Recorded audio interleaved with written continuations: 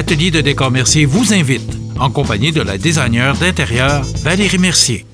Atelier de décor Mercier vous invite. On rejoint Valérie Mercier, designer d'intérieur. Valérie, aujourd'hui, on parle des éviers de cuisine et des comptoirs de cuisine. Exactement. Et ça donne un beau look à notre cuisine, justement. Oui, parce que des fois, on veut garder les caissons d'armoire, mais on veut faire un petit changement. Donc, l'avantage de parler aujourd'hui de ce sujet-là, bien, ça nous donne des fois un petit goût, un petit avant-goût de refaire notre cuisine, mais à faible coût.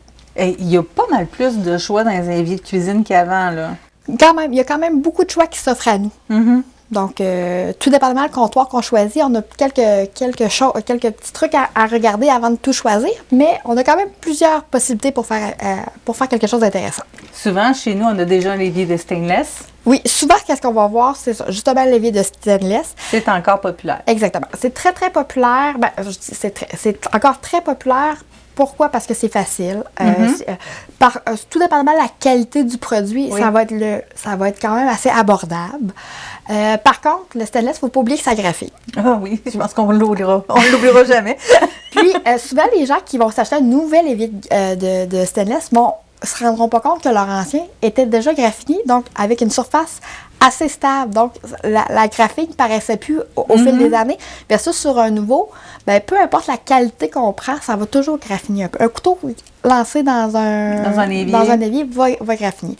Même si on va parler, quand on parle de qualité, on va parler de gauge, l'épaisseur et inversement, ce qu'on pense, plus que le chiffre est petit, plus c'est épais. Ah, OK. Donc, un 18, un 16 ou un 18 va être un évier très, très, très épais versus un 20 ou un 22. D'accord. Souvent, on va plus voir un 20 quelque chose de plus abordable. OK. Parce que c'est plus mince. Exactement. Ensuite, on a possibilité d'un produit qu'on aime beaucoup ici, c'est le cil granit. Oui. Donc, c'est ce qu'on voit un petit peu partout. C'est des éviers de couleur. Donc, c'est 80% de poussière de granit et 20% d'acrylique. C'est vraiment très beau, mais au niveau de l'entretien? L'entretien, c'est quand même assez simple. C'est un peu le même principe que l'évier de stainless. C'est sûr que j'utiliserai peut-être pas de comète ou de choses comme ça. De produits abrasifs? De produits abrasifs, mais côté avec un petit vim ou des petites choses comme ça peut être très, très, très, très facile d'entretien. C'est très résistant aussi. Contrairement au stainless, il va avoir tendance à moins graffiner. Donc, lui, si on échappe un couteau, c'est moins... Exactement. Ça pardonne plus. Exactement. C'est comme je dis toujours, par exemple, il y a toujours la grosse poêle de fonte qu'on garoche dans le fond de l'évier.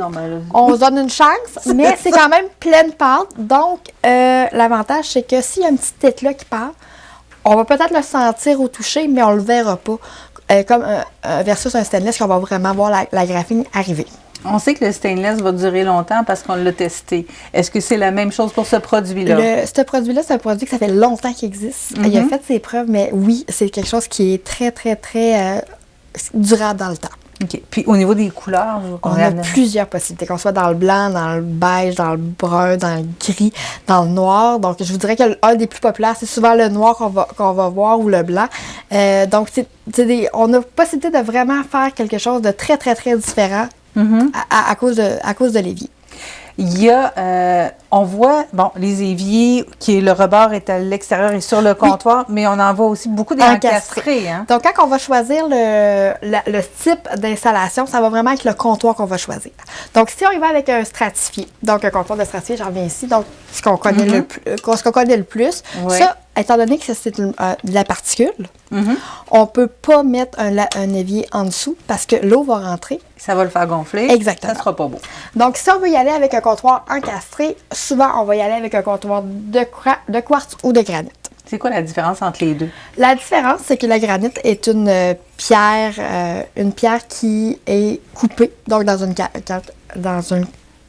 carrière, versus le quartz, lui, va être une fabrication. Donc, ça va être un mélange de matériaux qui vont donner une texture. Donc, c'est plus facile de travailler des couleurs avec un quartz qu'avec un granit. Une granit, ça va changer de couleur tout dépendamment de la dalle qu'on va avoir, versus qu'on va avoir plus de possibilités d'avoir quelque chose de plus stable avec un quartz. Au niveau de l'entretien? Au niveau de l'entretien, les deux vont... L'entretien va être facile pour les deux. La différence, c'est que le granit va avoir besoin d'un scellant étant donné que c'est une pierre. Par contre, résistance à la chaleur, le granit va être beaucoup plus résistant à la chaleur que quartz. Tu vois, j'aurais pensé le contraire parce qu'il est beaucoup plus mince. Quand je voudrais que quand on arrive à un comptoir, ça va être un pouce écart, 3 quarts qui va être.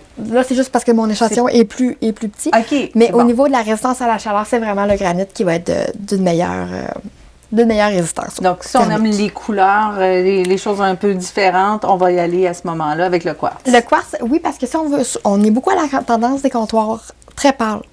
Donc, le granit, malheureusement, ne nous offre pas de belles dalles dans le pâle. Donc, c'est pour ça qu'on va souvent se tourner vers le quartz.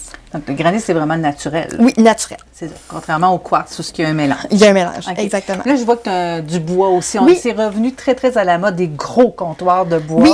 Mais moi, je me pose des questions au niveau de l'entretien, au niveau de la durabilité. C'est un peu dans le même principe que quand on a un plancher de bois franc. Donc, il faut faire attention. Souvent, on va le huiler pour justement que ça soit plus facile d'entretien.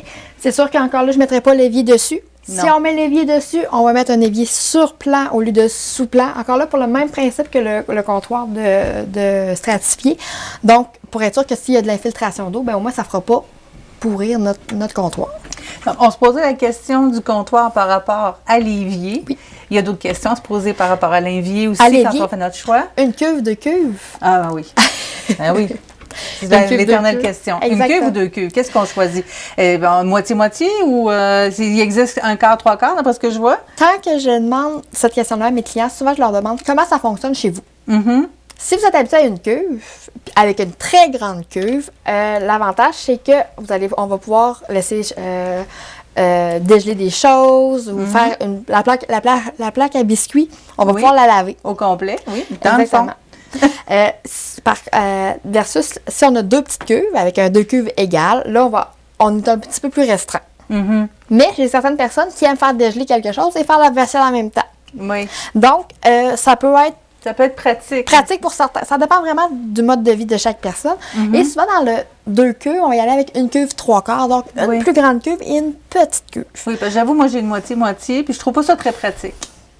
Parce qu'il n'y a rien qui rentre dans chacune des cuves quand on veut laver. Là. Donc, l'avantage avec la petite cuve, c'est que si on veut on veut rincer quelque chose, ben, on peut le faire. On a une petite cuve pendant qu'il y a de la vaisselle ou peu importe qu'est-ce qui se passe dans l'autre cuve. On a quand même deux possibilités. Par contre, quand on veut faire juste un changement d'évier, des fois, c'est l'intérieur des armoires qui vont décider la grandeur des. Donc, moi, je recommande, on ouvre les deux portes en dessous, on prend un gallon et on mesure l'espace qu'on a. Et à partir de cet espace-là, on va être capable de savoir la grandeur, mais aussi, des fois, quand on a juste 20 pouces ou 24 pouces, on ne pourra pas se permettre d'avoir deux cuves. Donc, malheureusement, le choix va se faire pour assez rapidement. Exactement. Même chose pour l'extérieur aussi, parce que des fois, on a des éviers qui ont un rebord extérieur. C'est très, très beau, mais il faut prévoir qu'on va perdre un peu dans les armoires en dessous, j'imagine.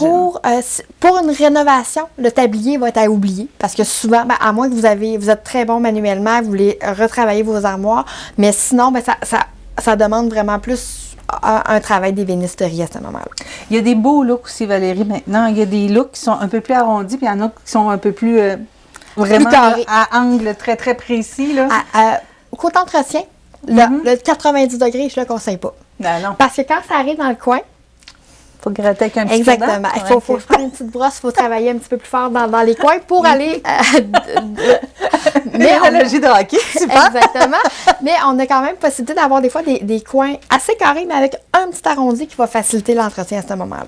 Et on voit beaucoup des nouveaux accessoires qui sont arrivés pour les éviers, qui sont très, très pratiques aussi. Vous les avez ici? Oui, on peut rajouter des grilles sur le dessus, des grilles dans le fond pour éviter, si on a un évier de stainless qui graphine, on peut en le mettre dessus, mais on peut en mettre par-dessus quand on a une petite surface pour justement se créer un petit peu plus de comptoir. Il y a des planches à découper, il y a des passoires, il y a plein de choses qu'on peut ajouter à notre évier. C'est vraiment bien pensé maintenant. Oui. Vraiment bien pensé pour les comptoirs, mais aussi pour les éviers. Merci beaucoup, Valérie, de nous avoir décortiqué tout ça aujourd'hui. Mais évidemment, si vous avez des questions, si vous voulez en savoir davantage, vous venez directement chez Atelier Décor Mercier. Ça fait plaisir. Toute l'équipe va pouvoir vous en parler. Merci.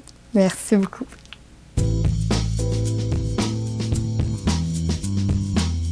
Atelier de décor Mercier vous invite, en compagnie de la designer d'intérieur Valérie Mercier.